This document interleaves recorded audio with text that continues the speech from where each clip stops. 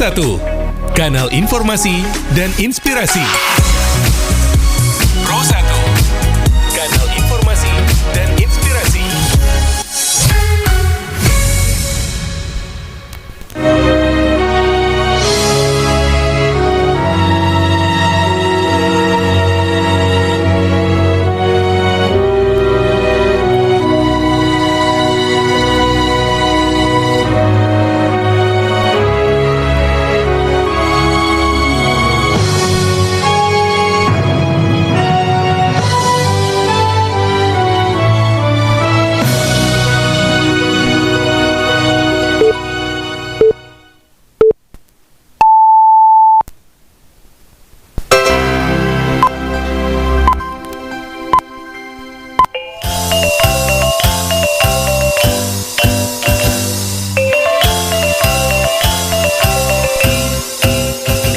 Pukul 3 waktu Indonesia Barat. Radio Republik Indonesia Bukit Tinggi, Jo Berita Daerah Babahasa Minang.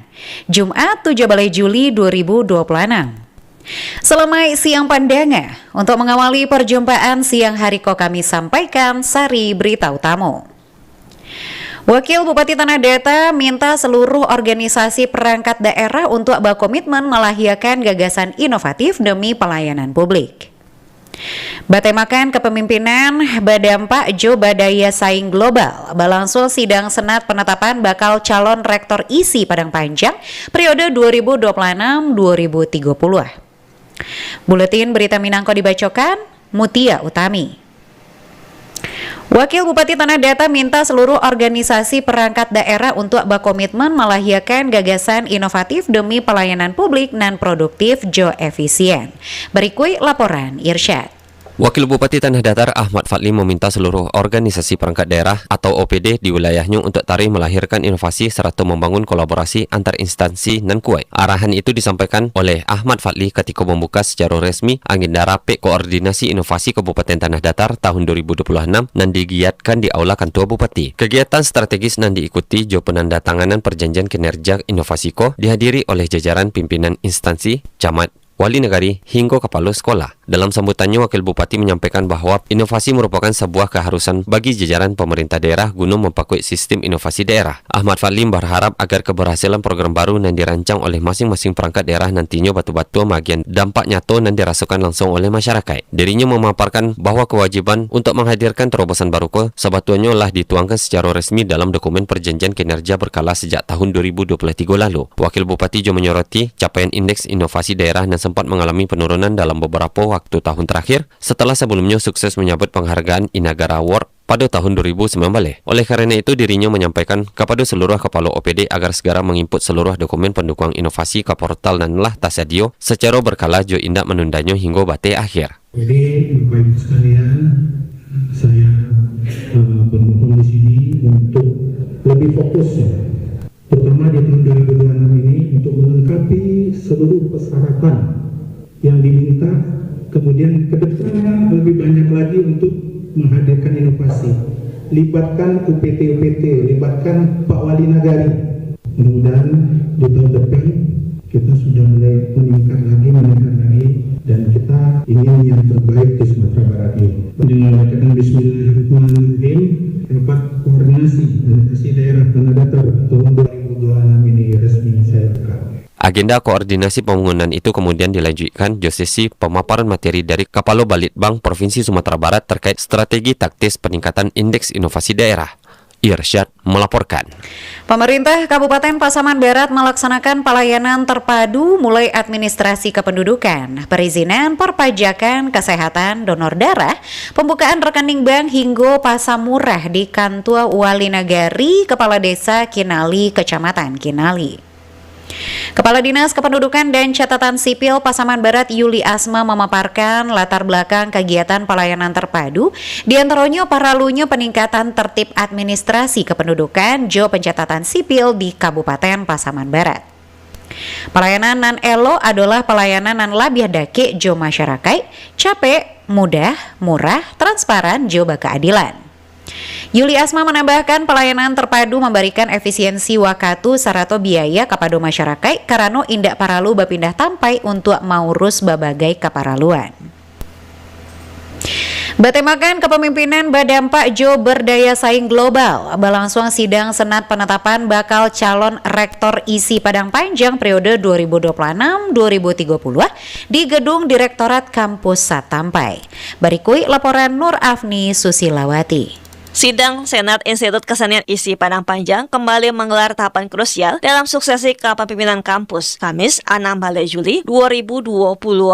Ampe bakal calon rektor menyampaikan visi misi Jo program Karajonyo mereka untuk periode 2026-2030. Proses IKO menjadi penentu arah kebijakan salah satu kampus seni tatuo di Sumatera tersebut untuk ampe tahun kabuko. Berdasarkan hasil verifikasi administrasi nan ketat, ampe calon dipilih kasadonyo merupakan representasi kader internal nan paling rancak dari ISI Padang Panjang. Nama-nama tersebut adalah Dr. Febri Yulika SAG MHum nan status incumbent, Dr. Irwan SPD MPD nan saat kini menjabat sebagai Dekan Fakultas Seni Pertunjukan, Dr. Yandri SSN MSN selaku mantan Dekan Fakultas Seni Rupa Jo Desain FSRD, Sarato Dr. Riswel Zam SSN MSN yang kini aktif menjabat sebagai Dekan FRSD. Ketua Panitia Pemilihan Rektor ISI Padang Panjang Arioni Ananta SDS MSN menekankan bahwa sadualah kandidat merupakan figur-figur pilihan dan siap mendedikasikan diri untuk kemajuan institusi. Kebetulan kami tidak terjaring calon dari luar institusi. 4 bakal calon rektor ini terjaring semuanya dari dosen-dosen terbaik di internal ISI Padang Panjang. Orang-orang terbaik, orang-orang pilihan, orang-orang yang bermental, orang-orang yang bersedia mewakafkan waktu, ide, dan pemikiran untuk membangun lembaga ISI Padang Panjang yang kita cintai. Sesudah penyampaian visi Jo misi selesai, Senat ISI Padang Panjang akan langsung menggelar rapat Senat Tatutui untuk mengaduan proses penyaringan. Melalui pengambilan suara Senat, jumlah kandidat akan dikerucutkan dari ampe bakal calon menjadi 3 calon rektor resmi. Data ketiga calon rektor kemudian akan diajukan kepada Kementerian Pendidikan Tinggi untuk penilaian profil. Panitia memperkirakan pemilihan suara akhir nama libatkan kementerian akan berlangsung antara 3 Agustus jo 7 Agustus 2026. Dalam pengambilan suara akhir nanti, komposisi penilaian menggunakan proporsi 65% suara Senat setara jo 31 suara. Jo 35% suara kementerian setara jo 7 balai suara. Sehingga total akumulasi suara pemilih berjumlah 48 suara. Suksesi kepemimpinan diharapkan dapat menghasilkan pemimpin yang mampu mendorong perubahan transformasional untuk ISI Padang Panjang yang kini menjelang usia ke-61 tahun. Tentunya proses pemilihan rektor periode 2026-2030 ini kami mengharapkan siapapun yang terpilih adalah pemimpin yang diamanahkan untuk memimpin ISI Padang Panjang supaya lebih baik lagi ke depan. Panitia menargetkan seluruh rangkaian proses pemilihan rektor baru selesai sapanwahnya pada patangan Agustus. Coba tewakatu tahaya untuk mengajukan laporan pertanggungjawaban kepada kementerian yang ditetapkan pada 2 balai Agustus 2026 dan akan datang. Nur Afni Susilawati melaporkan. Tim peneliti Universitas Andalas UNAN mengembangkan konsep faith-based entrepreneurship atau kewirausahaan berbasis iman melalui riset dan melibatkan pelaku usaha kecil di Padang, Indonesia, Jo Nairobi, Kenya. Penelitian lintas negara menawarkan perspektif baru bahwa kesuksesan wirausaha tidak hanya diukur dari keuntungan ekonomi, tapi juga kesejahteraan spiritual, tanggung jawab sosial, serta keberlanjutan. Ketua tim peneliti Profesor Donald Games mengatakan konsep itu layak dari praktik kewirausahaan masyarakat Minangkabau dan berlandaskan nilai-nilai Islam, jo falsafah adek basandi syara basandi kitabullah. Menurut Profesor Donald, hasil penelitianku menunjukkan bahwa pengalaman masyarakat di kawasan Global South dapat memperkaya pengembangan teori kewirausahaan dunia. Pemerintah Kabupaten Pasaman berkomitmen dalam pengembangan kawasan perhutanan sosial. Berikut laporan Alwan Ahmad Fauzan.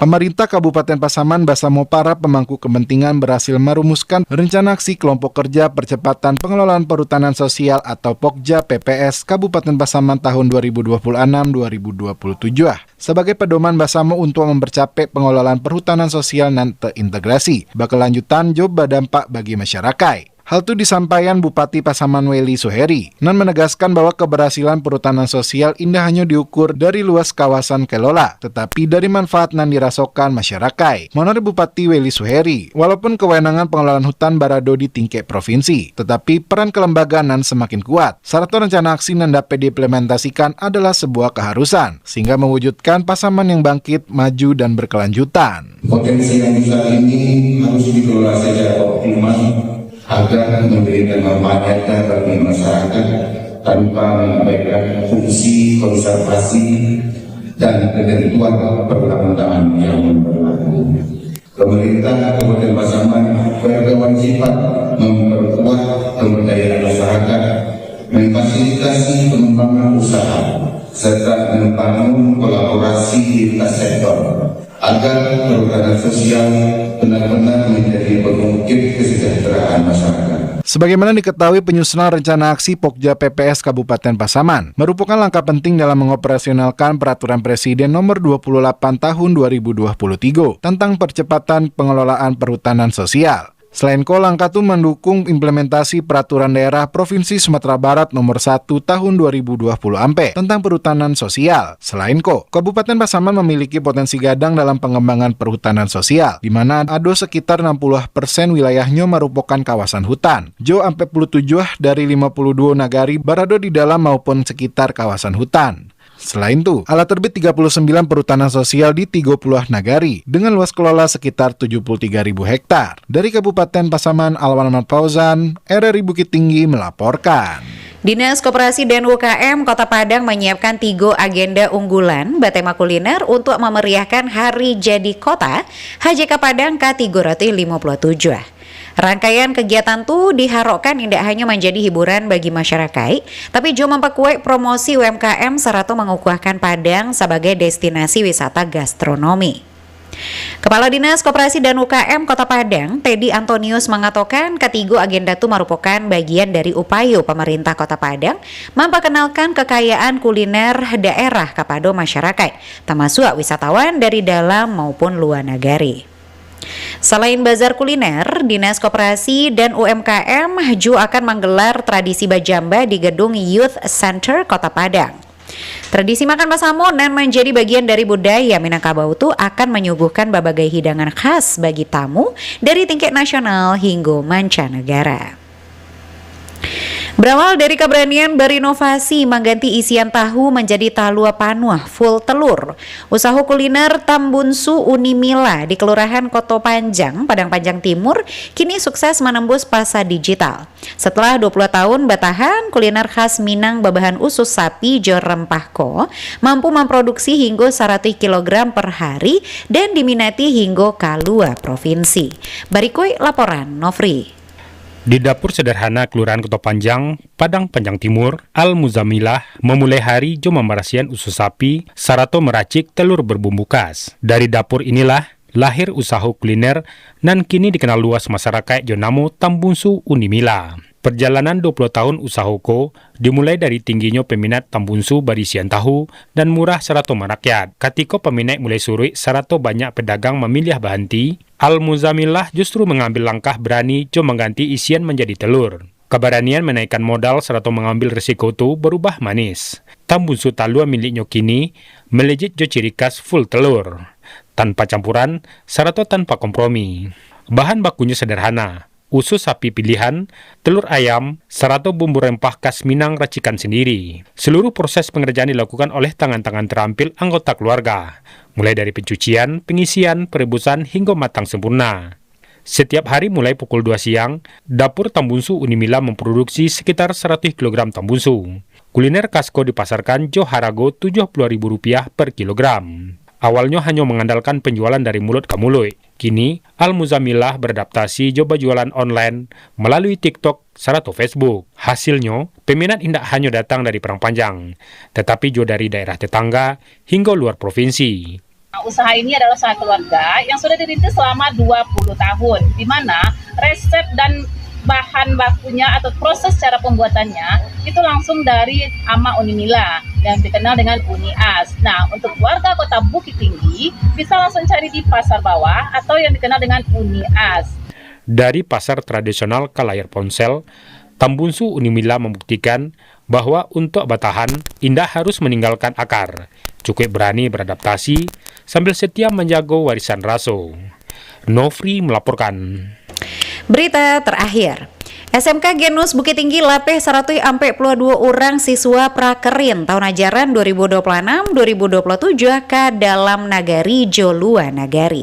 Berikut laporan Joni Marbeta. Kita tidak bangga kalau tamatan SMK, baik itu SMK Kesehatan atau SMK Bisnis Pariwisata atau SMK yang lain, kalau dia banyak lulus di perguruan tinggi. Kita tidak bangga. Tapi kita akan berbangga kalau tamatan SMK dipinang oleh dunia usaha dan industri, bisa bekerja, bisa berwira swasta. Itulah SMK didirikan oleh pemerintah maupun SMK yang didirikan oleh masyarakat atau yayasan.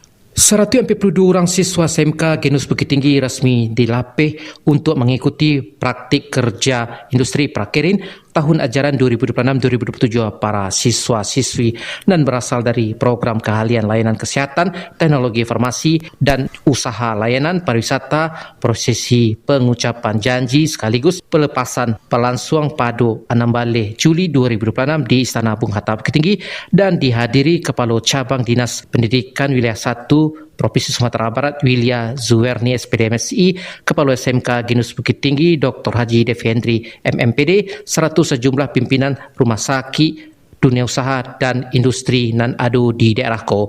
Kepala SMK Genus Bukit Tinggi Dr. Haji Devendri MMPD mengatakan para siswa akan menjalani prakerin PKL di berbagai rumah sakit, klinik, apotek. Sekian berita daerah Babas Minang untuk siang hari ko Jumat 17 Juli 2026. Berita daerah selanjutnya dapat didengarkan besok pagi pukul 6 waktu Indonesia Barat. Ambo Mutia Utami, salamai siang.